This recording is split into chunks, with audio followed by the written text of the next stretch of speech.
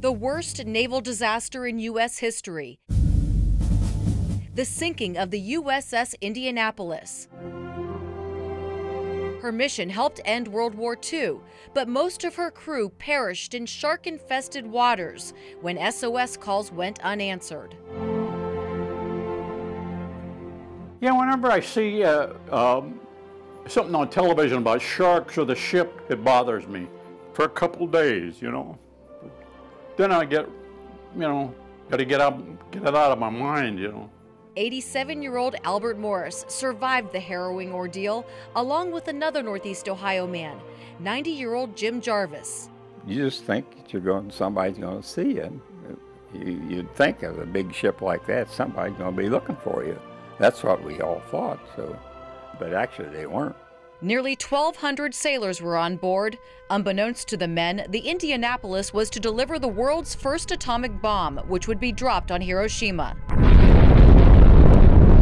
They put this big box right in the hangar there where I slept. No, we didn't know what it was.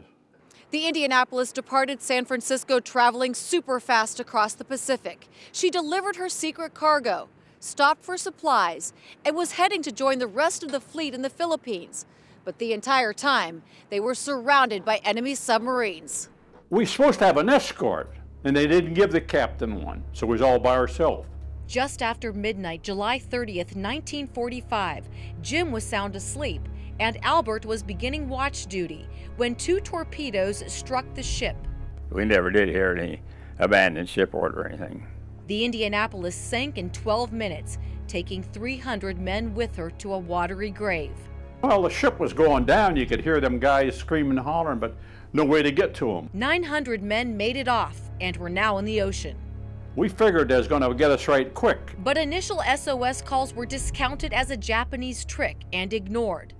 Also, the mission was so secretive, the Navy lost track of it. The men were on their own. No food, no fresh water, and surrounded by sharks. You could see the fins coming, you know. Everybody would holler shark, and everybody'd scream and holler and kick the water, kind of scare them away, you know. So sometimes it helped, sometimes it didn't. The men formed groups, but were still dying at a rate of 4 per hour from shark attacks, hypothermia, drowning, and dehydration. They started to lose it. Both men watched friends die and wondered who'd be next. But then, after nearly 5 days, a pilot on a routine submarine patrol spotted the men. And he called in help. 900 men went into the water. 317 survived. So how'd they make it?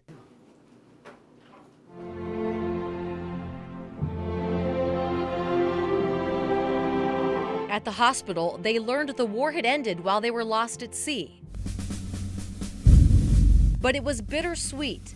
They say the Navy, so embarrassed by the incident, blamed the ship's captain, Charles McVeigh, and released very little information in news reports.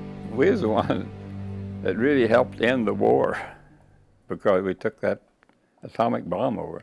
McVeigh was eventually exonerated, and the sailors were honored with Purple Hearts. Of course, Jim thinks this T-shirt from his granddaughter is also pretty special. I think it's important that you don't take things too serious. Both men worked hard and raised families in Northeast Ohio. And both men made sure they earned their lives. I can't complain. I don't know anything I'd done different, really.